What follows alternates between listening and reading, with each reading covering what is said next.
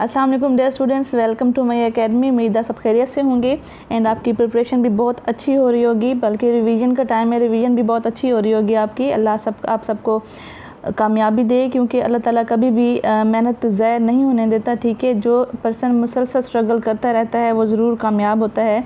तो आज हमने पेपर 6 का पार्ट बी करना है, जिसमें 51 to 100 MCQs हम डिस्कस करेंगे। फर्स्ट 50 हो चुके हैं हमारे। तो स्टार्ट करने से पहले एक रिक्वेस्ट है, अगर आप इस चैनल पे न्यू हैं या अभी तक चैनल को सब्सक्राइब नहीं किया तो काइंडली चैनल को सब्सक्राइब करें एंड बेल आइकन लाजमी प्रेस करें, फ्रेंड्स के साथ शेयर करें एंड लेक्चर अच्छा लगे तो लाइक भी ज़रूर किया करें एंड कमेंट्स पे। तो आज हमने स्टार्ट करना है 51 से and the statement is discussion of results and findings is found in which section of a research proposal.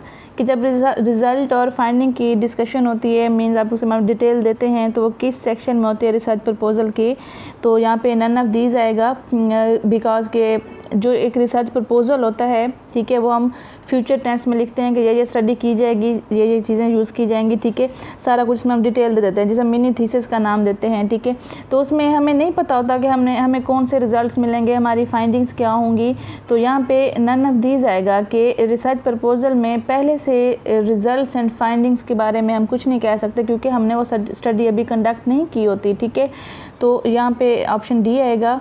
Next है discussion of results and findings is found only in. कि discussion of results and findings किस में होता है, कि research report में होता है या फिर रिसर्च प्रपोजल में। तो रिसर्च प्रपोजल हम रिसर्च कंडक्ट करने से पहले बनाते हैं। ठीक है, तो रिसर्च रिपोर्ट उसके बाद हम करते हैं। ठीक है, रिपोर्ट बनाते हैं कि हमने स्टडी कंडक्ट कर ली है, अपना थीसिस भी कंप्लीट कर लिया है। थीसिस की बात करें तो उसके बाद हम रिपोर्ट बनाते हैं कि ये काम किया था, ये सारी हमारी फाइंडिंग्स हैं। ठीक है, रिजल्ट्स ये थे। तो इसका ऑप्शन ए आएगा कि discussion of results and findings is found only in research report. Next है in the data analysis section the researcher discusses. Different इसके सेक्शन होते हैं। ठीक है, इंट्रोडक्शन का होता है, मेन बॉडी होती है, डाटा एनालिसिस का होता है, लिटरेचर रिव्यू, डिफरेंट इसके सेक्शन होते हैं स्टेप बाय स्टेप।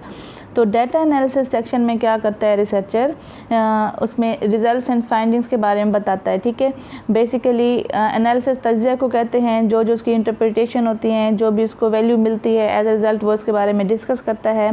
तो डाटा एनालिसिस हार्ट है रिसर्च रिपोर्ट का। ठीक है, data analysis is the heart of research report, यहाँ ऑप्शन ए आएगा। नेक्स्ट है the mental wrapping of communication message is. एक कम्युनिकेशन है, इसके डिफरेंट टाइप्स हैं, डिफरेंट इसके प्रोसेस हैं। ठीक है, एंड यहाँ पे मेंटल रैपिंग की बात की गई तो ये आपने याद रखना है, ये वर्ड यूज़ किया जाता है इनकोडिंग के लिए।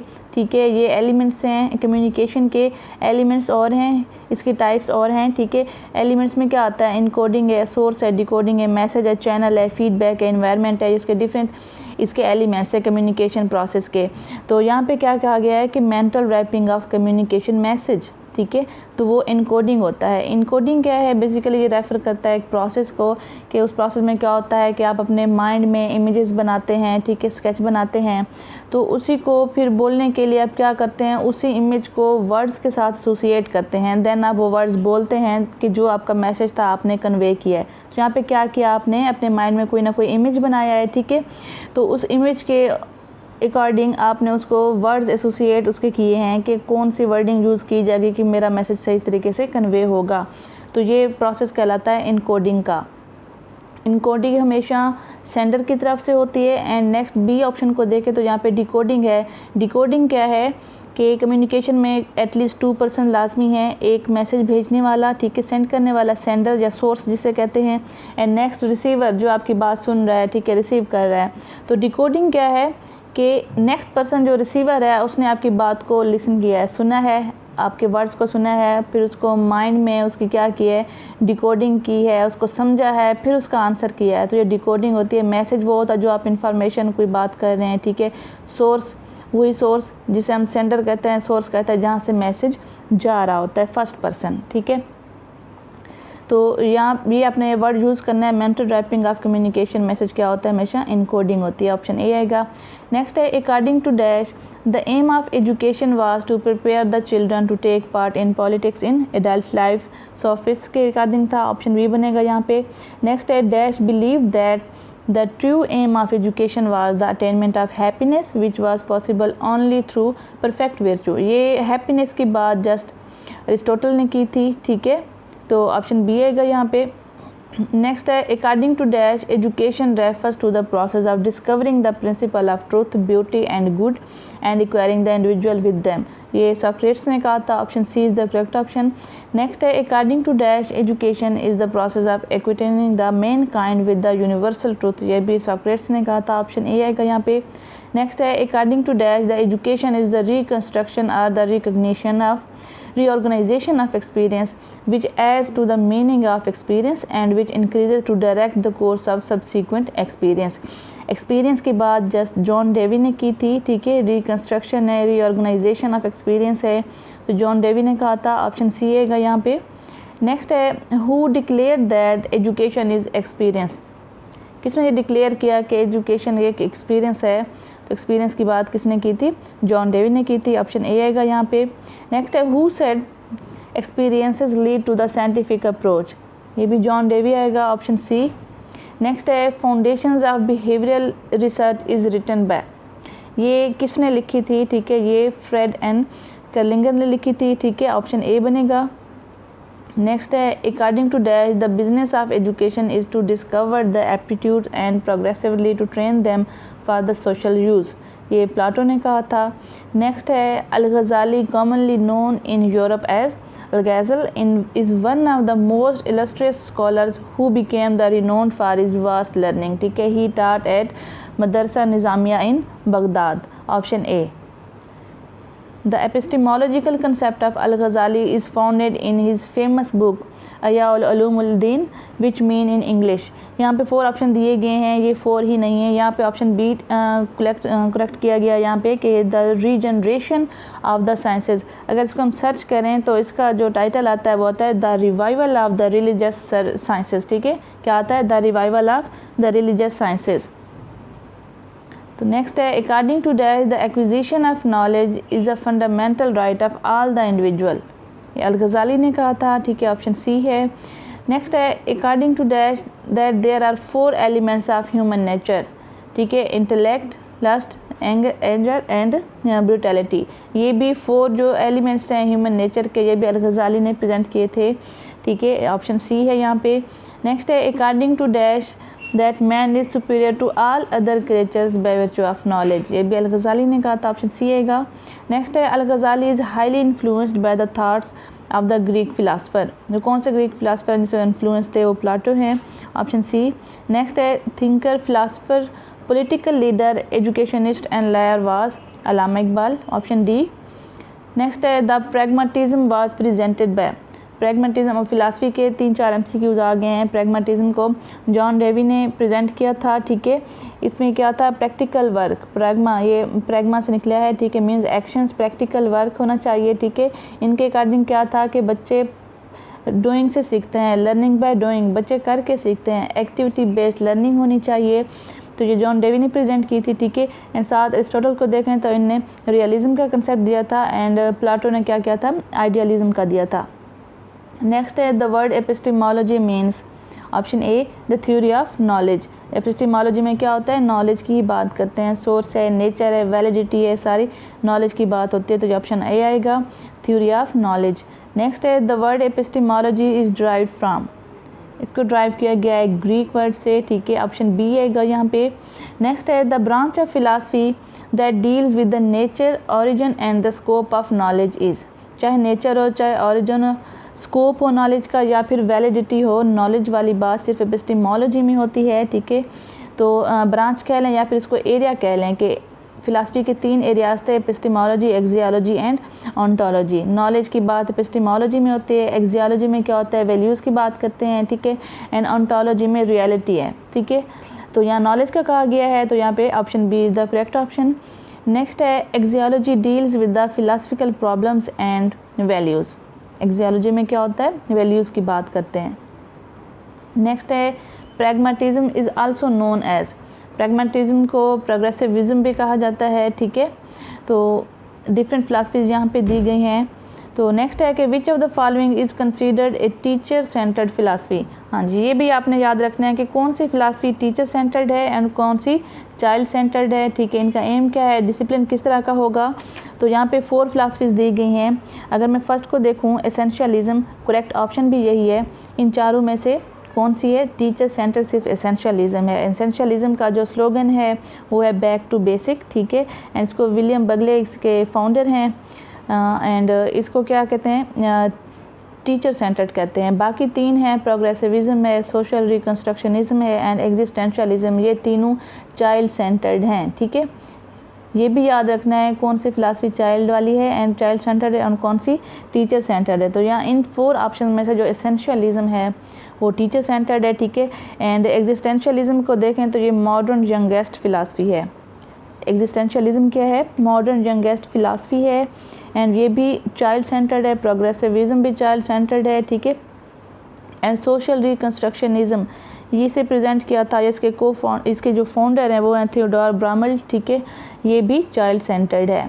तो इन ऑप्शन में से ऑप्शन ए है करेक्ट के जो टीचर सेंटर्ड है वो है एसेंशियलिज़म। नेक्स्ट है the determination of meaning of different words used in the different language is called, semantics कहलाता है। लैंग्वेज के डिफरेंट कंपोनेंट्स हैं। ठीक है, तो जब मीनिंग की बात करते हैं, meaning of words, text, phrases, तो वो हमारा सिमेंटिक कहलाता है। तो बाकी ऑप्शन देखें तो फ़िलासफ़ी से आए हुए हैं, मेटाफिज़िक्स है या फिर एपिस्टेमोलॉजी है। तो जहाँ भी मीनिंग ऑफ डिफरेंट वर्ड्स आएगा, फ्रेजेस आएगा, टेक्स्ट आएगा, तो उसे हम सिमेंटिक का ही नाम देते हैं। Option C is the correct option. Next है which of the branch of the philosophy that studies issues concerning art and beauty। तो 3 एरियाज़ हमने पढ़े हुए हैं फ़िलासफ़ी के। ठीक है, ऑन्टोलॉजी, ठीक है, एपिस्टेमोलॉजी एंड एक्सियोलॉजी। एक्सियोलॉजी में हमने फिर उसकी 2 ब्रांचेस पढ़ी हैं, एथिक्स एंड एस्थेटिक्स। एथिक्स में क्या होता है, गुड बैड, ठीक है, अच्छा बुरा, ये सारा कुछ हम उसमें पढ़ते हैं एंड ब्यूटी की बात हम एस्थेटिक्स में पढ़ते हैं। तो यहाँ पे क्या आएगा, ऑप्शन ए आएगा। ठीक है, एस्थेटिक्स, ब्यूटी से आपने याद रखना है। ठीक है, तो नेक्स्ट है which of the following branches of philosophy does not involve the questions related two values. अब बच्चे क्या करते हैं, रट्टा लगा लेते हैं। रट्टा नहीं लगाना। अगर हम चारों ऑप्शंस को देखें तो क्या लिखा हुआ है, मॉरल है, मेटाफिज़िक्स है, सोशल है एंड पॉलिटिकल है। अच्छा, समझ के नहीं, अगर बाकी भी देखें तो मॉरल कोई भी ब्रांच नहीं है फ़िलासफ़ी की, सोशल भी नहीं है, पॉलिटिकल भी नहीं है। ठीक है, तो इस एस्पेक्ट से देखें तो मेटाफिज़िक्स ही है। ठीक है, ब्रांच अगर हम वैसे ही याद कर लें तो ये क्या आएगा कि मेटाफिज़िक्स को इसलिए सेलेक्ट किया है कि मेटाफिज़िक्स को बेसिकली ऑन्टोलॉजी भी कहते हैं, जिसमें रियलिटी की बात होती है, वैल्यूज़ की बात नहीं होती। ठीक है, तो यहाँ पे क्या कहा गया है, does not involve the questions related two values, कि कौन सी ब्रांच है जिसमें ऐसे क्वेश्चन इन्वॉल्व नहीं होते जो वैल्यूज़ से रिलेटेड होते हैं। वैल्यूज़ से क्या होता है, एक्सियोलॉजी होती है। दोनों तरीके से हम क्या करेंगे, फिर मेटाफिज़िक्स को ही सिलेक्ट करेंगे, क्योंकि बाकी 3 ऑप्शंस है वो फ़िलासफ़ी की कोई ब्रांच है ही नहीं, ना सोशल, पॉलिटिकल और ना ही मॉरल। तो ऑप्शन बी आएगा यहाँ पे। नेक्स्ट है metaphysics can be defined as, metaphysics को कैसे डिफाइन किया जाता है कि theories of beyond the physics, option D.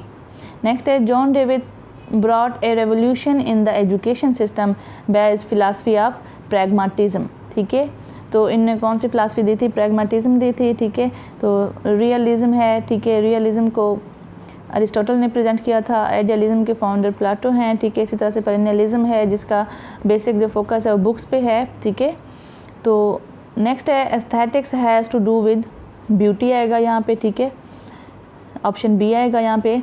Next है जॉन डेवे डाइड इन, अब इनका ईयर पूछा गया किस ईयर में इनकी डेथ हुई थी, तो यहाँ पे ऑप्शन बी आएगा 1952 एंड ये 1 जून 1952 में इनकी डेथ हुई थी। ये अमेरिकन फ़िलासफ़र थे एंड साथ ऑप्शन ए को देखें तो 1859 लिखा हुआ है, तो ये इनकी बर्थ है। ठीक है, 20 अक्टूबर 1859 को इनकी बर्थ हुई थी एंड 1952 में इनकी डेथ हुई थी 1 जून 1952। नेक्स्ट है the scientific management is concern to, अब ये नहीं कहा गया कि उसके फादर कौन है या इसका फाउंडर कौन है साइंटिफिक, यहाँ पर उसको कंसर्न बता दिया है कि scientific management is concern to, option B आएगा F.W. टेलर। इनका कंप्लीट नेम था फ्रेडरिक विंस्लो टेलर। ठीक है, ये उन्होंने प्रेजेंट की थी। इसमें क्या था, बेसिक जो था कि अकॉर्डिंग टू आउटपुट पे करना चाहिए, स्ट्रिक्ट रूल्स हैं यहाँ पे, ठीक है। इनने क्या कहा था कि साइंटिफिक मैनेजमेंट में क्या होना चाहिए कि साइंटिफिक वे में ऑर्गेनाइजेशन को लेके चलना चाहिए, ठीक है। एक ऑर्गेनाइजेशन है, कोई इंस्टीट्यूशन है, उसको साइंटिफिक वे में मैनेज करना चाहिए। मैनेजमेंट किस तरीके से होना चाहिए, साइंटिफिक वे में होना चाहिए। और इनका कंप्लीट नेम भी याद रखना है, फ्रेडरिक विंस्लो टेलर। नेक्स्ट है bureaucratic management is link to. Bureaucratic management Max Weber ने दी थी, ठीक है। तो अगर वही बी को देखें तो FW टेलर है जिन्होंने साइंटिफिक मैनेजमेंट दी थी। डिफरेंट मैनेजमेंट की थ्योरीज हैं, एक एडमिनिस्ट्रेटिव या फिर मॉडर्न ऑपरेशनल मैनेजमेंट थ्योरी भी है जिसे हेनरी फायल ने प्रेजेंट किया था। ये सारे अपने याद रखनी है। एंड मैक्स वेबर ही हैं जिन्होंने फर्स्ट टाइम ये डिस्क्राइब की थी टर्म ब्यूरोक्रेसी वाली, ठीक है। इसमें ये कहते हैं कि फॉर्मल सिलेक्शन होनी चाहिए, रूल्स एंड रिक्वायरमेंट्स होनी चाहिए, ठीक है। कैरियर ओरिएंटेशन है, ठीक है। एक सीक्वेंस होना चाहिए, ठीक है। तो टास्क स्पेशलाइजेशन होनी चाहिए, डिफरेंट उन्होंने दिए थे। तो ये सारे अपने याद रखनी हैं। इनके पॉइंट्स भी याद रखने हैं कि किस मैनेजमेंट के अकॉर्डिंग किस तरह का होना चाहिए। एंड उसकी साइंटिफिक मैनेजमेंट थ्योरी की बात करें तो इसको टेलरिज्म भी कहा जाता है, ठीक है। ज़रूरी नहीं है कि साइंटिफिक मैनेजमेंट का वर्ड यूज़ करें, इसको टेलरिज्म भी कहा जाता है, ठीक है। 1909 में टेलर ने एक पब्लिश की थी बुक जिसमें उसका नेम था title the principles of scientific management. उसका जो बिलीव था कि जो वर्कर को आप मोटिवेट कर सकते हैं पैसों से, ठीक है। इनने एक आइडिया प्रमोट किया था कि ए फेयर डेज पे for a fair day work, ठीक है। एंड इनने एक टर्म भी इंट्रोड्यूस करवाई थी सोल्डरिंग की। ये भी याद रखना है कि सोल्डरिंग जो टर्म है वो किसने इंट्रोड्यूस करवाई थी, वो टेलर ने ही करवाई थी कि workers working below their capacity level. इनका जो फोकस था वो प्रोडक्शन एफिशिएंसी पे था, ठीक है। टेलर या फिर साइंटिफिक मैनेजमेंट में जो फोकस था वो किस चीज़ पे था, प्रोडक्शन एफिशिएंसी पे था, ठीक है। इनने एक टर्म इंट्रोड्यूस करवाई थी सोल्डरिंग वाली। एंड ब्यूरोक्रेसी वाली टर्म इंट्रोड्यूस करवाई थी मैक्स वेबर ने। नेक्स्ट है who worked on basic need of human beings. ये प्रीवियस लेक्चर में डिस्कस कर चुके हैं कि बेसिक नीड्स कितनी हैं, उनका सीक्वेंस क्या है, लेवल्स कितने हैं। ये अब्राहम मैस्लो ने प्रेजेंट की थी। ऑप्शन बी है यहाँ पे। नेक्स्ट है the average person dislikes the work and will try to avoid it. Average जो लोग होते हैं वो वर्क को डिसलाइक करते हैं, पसंद नहीं करते, कोशिश करते हैं कि इसको अवॉइड करें। तो थ्योरी एक्स में है कि इसमें वर्कर क्या होते हैं, ये एज्यूम किया जाता है, एजम्पशन रखी जाती है कि जो वर्कर्स हैं वो अवॉइड करते हैं, लेज़ी होते हैं, ठीक है। उनको कोई मतलब कंसर्न नहीं होता वर्क से, अगर कोई सुपरविजन है तो वो काम करेंगे, अदरवाइज़ वो इसको अवॉइड करेंगे। तो ये थ्योरी एक्स में आता है। नेक्स्ट है many people have a capacity to exercise a high degree of creativity and innovational solving organizational problems. ये थ्योरी वाई में आएगा। नेक्स्ट है it dash someone who advances the organizational goals by influencing the attitude and action of others. तो यहाँ पे leader आएगा। Administrator का काम क्या होता है, पॉलिसी फॉर्मेशन, ठीक है, डिसीजन मेकिंग, बजटिंग, ये सारा काम एडमिनिस्ट्रेटर का होता है। एंड ये टॉप लेवल पे होता है। तो यहाँ पे क्या है, लीडर आएगा। नेक्स्ट है dash is the capacity to affect the decision, attitude and the behaviour of others. यहाँ पे क्या आएगा, लीडरशिप आएगा। नेक्स्ट है the kind of communications are. यहाँ पे 2 को सिलेक्ट किया गया है बेसिकली। मेन इसकी टाइप्स देखें कम्युनिकेशन की तो वो 4 हैं, ठीक है। Verbal, non verbal, written and visual communication. फिर उनकी डिफरेंट सब टाइप्स आ जाती हैं। तो kinds of communications are basically main जो टाइप्स हैं इसकी 4 हैं, ठीक है। तो नेक्स्ट है the communication expresses the information without the words through gesture and behaviour. आपका रवैया, आपके जो बॉडी मूवमेंट है, ठीक है, इशारे हैं आपके, वो अब बताते हैं। और इस तरह की जो कम्युनिकेशन होती है, इस तरीके की कम्युनिकेशन में इंफॉर्मेशन को किस तरह से एक्सप्रेस किया जाता है, by using the gestures, body language and behaviour. तो हमारी नॉन वर्बल में आती है कि जिसमें हम कोई वर्ड यूज़ नहीं करते, इशारे से, अपनी बॉडी मूवमेंट से, अपने फेशियल एक्सप्रेशन से हम बताते हैं कि हम क्या कहना चाह रहे हैं, ठीक है। तो यहाँ पे नॉन वर्बल आएगा। नेक्स्ट है the communication expresses the information through the use of language. यहाँ पे सिलेक्ट ही नहीं किया गया, तो यहाँ पे ऑप्शन ए आएगा, ठीक है। यूज़ ऑफ वर्ड्स और यूज़ ऑफ लैंग्वेज हो तो मीन्स हमने कोई इशारे में बात नहीं की, कोई वर्ड यूज़ कर रहे हैं, कोई लैंग्वेज यूज़ कर रहे हैं, तो हमारी क्या आएगी, वर्बल आएगी। इसको आप करेक्ट कर लें, बल्कि इसको आप सिलेक्ट कर लें, यहाँ पे सिलेक्ट नहीं किया हुआ, तो यहाँ पे ऑप्शन ए आएगा, वर्बल। नेक्स्ट है the kind of verbal communication is. अगर हम सर्च करें तो 2 ही टाइप्स दिखा रहे हैं इसकी, ठीक है, written and oral communication. Option A आएगा। नेक्स्ट है the communication expresses the ideas through the spoken words are. अब हमने स्पोकन वर्ड्स, ठीक है, यहाँ पे वर्बल नहीं लिखा हुआ, तो उसके अकॉर्डिंग स्पोकन वर्ड्स को देखते हुए हम क्या चूज़ करेंगे, यहाँ पे ओरल कम्युनिकेशन यूज़ करेंगे। Option B is the correct option. Next है the communication expresses the ideas through the word that are mean to be read, ठीक है, हम इंफॉर्मेशन को एक्सप्रेस कर रहे हैं, अपने आइडियाज़ को एक्सप्रेस कर रहे हैं थ्रू द वर्ड, ऐसे वर्ड बोल के नहीं कहा उन्हें कि आगे उन्होंने लिखा है कि that are mean to be read, तो रीडिंग में क्या आएगा, फिर कौन सी कम्युनिकेशन आएगी, ऑप्शन ए आएगा रिटन कम्युनिकेशन, ठीक है, ऑप्शन ए आएगा यहाँ पे। नेक्स्ट है the communication through computer modems, ठीक है, इसमें मशीन्स वीडियोस आ जाती हैं, तो क्या कहलाती है, इलेक्ट्रॉनिक कम्युनिकेशन कहलाती है। नेक्स्ट है communication helps to achieve the, communication क्यों करते हैं कि अपने जो ख्यालात हैं, किसी ऑर्गेनाइजेशन की बात करें तो उसमें कम्युनिकेशन एसेंशियल है, कहा जाता है कि मैनेजमेंट में भी कम्युनिकेशन एसेंशियल है। प्रीवियस लेक्चर में ये कहा गया था कि हार्ट ऑफ मैनेजमेंट इज़, तो वहाँ पे कम्युनिकेशन सेलेक्ट किया गया था, हालांकि उसका करेक्ट ऑप्शन प्लानिंग था, ठीक है, प्लानिंग उसका हार्ट है, लेकिन कम्युनिकेशन भी एसेंशियल है, कम्युनिकेशन होनी चाहिए between the manager and the employees, ठीक है, तो ऑब्जेक्टिव्स को अचीव करने के लिए क्या होगा, कम्युनिकेशन ज़रूरी है, ठीक है, ये हेल्प करती है। नेक्स्ट है थ्रू कम्युनिकेशन वो interchange our thoughts by, communication के ज़रिए हम इंटरचेंज करते हैं अपने ख़यालात का, किस तरीके से, bye speech, by writing, by science, ठीक है, साइंस की बात करेंगे तो वही नॉन वर्बल बनेगी, रिटन में रिटन कम्युनिकेशन, स्पीच में वर्बल में, ठीक है, वर्बल में आएगा, तो ये डिफरेंट है इसकी। तो यहाँ पे ऑप्शन क्या बनेगा, करेक्ट ऑप्शन ऑप्शन डी बनेगा, all of the above. I hope कि आप सबको समझ आ गई होगी। 6 पेपर हमारे कंप्लीट हो गए हैं, कल इंशाल्लाह 7 को स्टार्ट करेंगे। मैं फिर कहूँगी कि लेक्चर अच्छा लगे तो लाइक ज़रूर किया करें एंड कमेंट्स भी ज़रूर किया करें। ओके, टेक केयर, अल्लाह हाफिज़।